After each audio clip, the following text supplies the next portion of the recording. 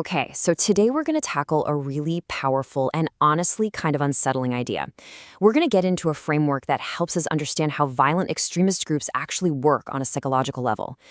How do the minds of leaders and their followers combine to create something so, well, so dangerous?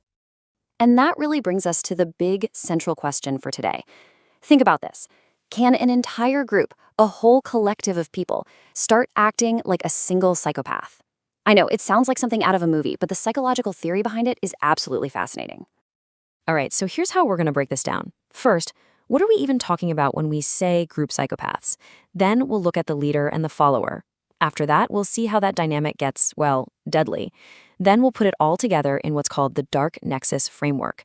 And finally, we'll talk about how to fight back. Let's get into it. All right, first things first, a group psychopath? Before we can even begin to answer that huge question, we've got to be on the same page about what psychopathy really means, on an individual level. So look, based on tons of research, psychopathy isn't just one simple thing. It's really a mix of 4 key areas. You've got the interpersonal side. Think grandiose, manipulative, deceitful. Then there's the affective part. This is the real scary stuff, a total lack of empathy, guilt, or any deep feelings. The lifestyle is all about being impulsive, irresponsible, always chasing the next thrill. And finally, you have the antisocial bit, a complete disregard for social norms, sometimes leading to all kinds of crime. Definitely keep these 4 facets in your head because they're going to pop up again. Okay, so how does that individual profile become a group problem? Well, to figure that out, we've got to break the group down into its 2 most important parts. You have the leader, the one steering the ship, and then you have the followers, the people who decide to get on board. Now, the leader, they often fit this very specific mold. We're talking a huge, grandiose sense of self-worth, that slick, superficial charm, pathological lying. Does that sound familiar at all? Yeah, it should. These are those interpersonal traits of psychopathy we just laid out. And often, bubbling just underneath the surface is something psychoanalysts call malignant narcissism. But hold on, there's a really subtle but super important difference we need to get straight. A malignant narcissist, they're aggressive, they're paranoid, but they might, just might, still be able to form a real bond or feel a pang of guilt. A true psychopath, though, no way. They are defined by a complete inability to do either of those things. And that distinction is absolutely key to understanding what makes these leaders tick. Okay, so that's the leader. What about the follower? They aren't just blank slates. The research shows they often have what's called narcissistic vulnerabilities. Basically, a really fragile sense of self. They're searching for something, anything to latch onto, something that gives them purpose, dignity, a sense of pride they feel is missing from their own lives. And hey, let's be honest, they can also be drawn to the sheer excitement and risk of it all. Remember that impulsive, thrill-seeking lifestyle trait? Yep, that's a big hook. And this quote, wow, it just nails the core motivation of the follower, doesn't it? If I am not perfect, I will at least be connected to something perfect. That is such a powerful psychological pull.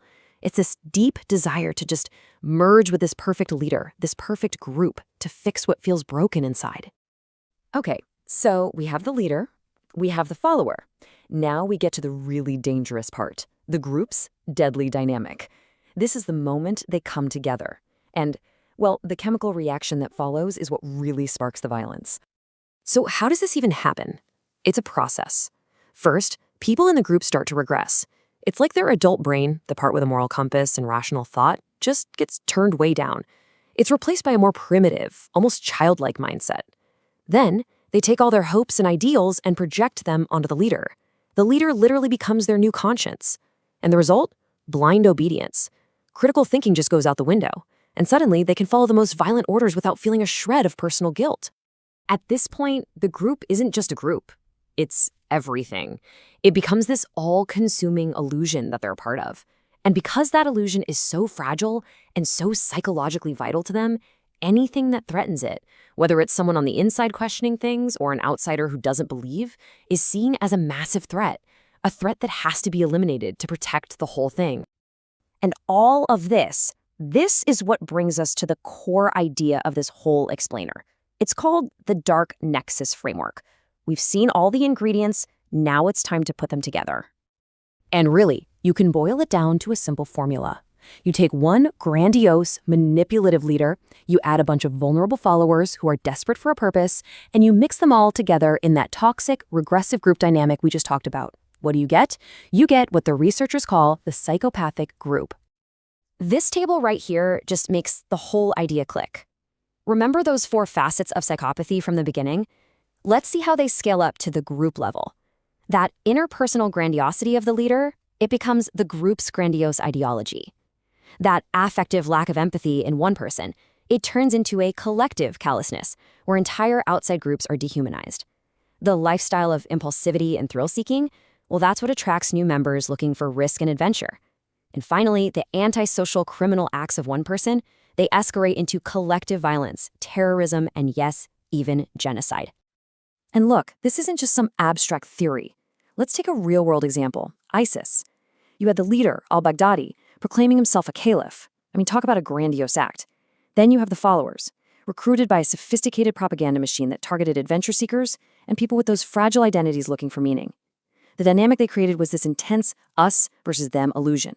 And the result? We all saw it. Horrific collective violence, like the genocide against the Yazidi people, which showed a chilling, profound collective callousness.